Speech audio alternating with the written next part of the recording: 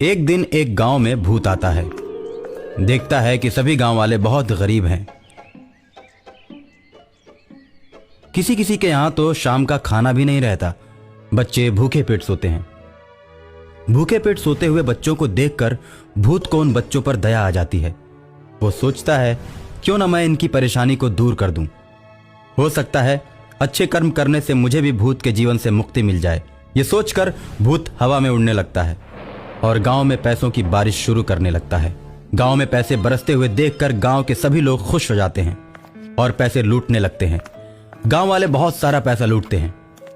गांव वालों के घरों के छत पर भी पैसे ही पैसे होते हैं, आंगन में भी पैसे होते हैं। भूत पूरे गांव को अमीर बना देता है। गांव सुखी हो जाता है।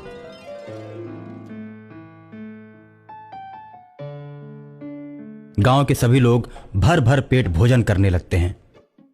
आसपास के गांव वाले इन्हें इस प्रकार धनी देखते हैं तो वो सब इनसे जलने लगते हैं। उसके बाद गांव में चोर आकर चोरियां करने लगते हैं। गांव वाले चोरों से परेशान हो जाते हैं। गांव वालों को परेशान देखकर भूत सोचता है, मेरे पैसे बरसाने की वजह से इस गांव में चोरियां होनी शुरू हो गई हैं।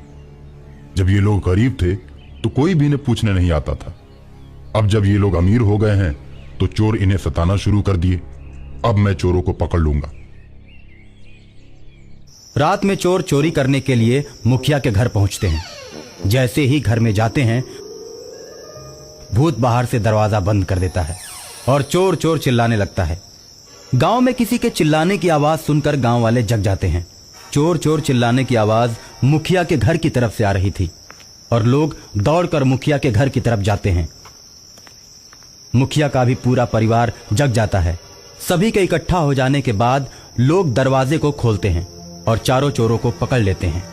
चारों चोरों को पकड़कर लोग खूब मारते हैं और मारने के बाद चोरों को ले जाकर पुलिस के हवाले कर देते हैं।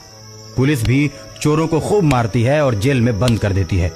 उसके बाद गांव में चोरी की घटनाएं बंद हो जाती हैं। भूत गांव वालों को खुशहाल देखकर बहुत ही खुश होता है और गांव वाले सोचते हैं, आखिर पैसा बरसाने के पीछे किसका हाथ है? चोरों के आने के बाद दरवाजे पर कुंडी किसने लगाया? इन सब बातों पर मुखिया के साथ गांव के लोग चौपाल पर विचार करते हैं। दरवाजे पर कुंडी तो मेरे परिवार के किसी सदस्य ने नहीं लगाया। मुझे तो लगता है कि कोई अदृश्य शक्ति हमारे पूरे गांव की मदद कर रही है। हमें उस शक्ति की पूजा करनी चाहिए, चाहे वो जैसी भी हो, जिस रूप में हो। वो हम लोगों का भला सोचती है। हाँ, आखिर उस अदृश्य शक्ति के बारे में हम लोगों को कैसे पता चलेगा?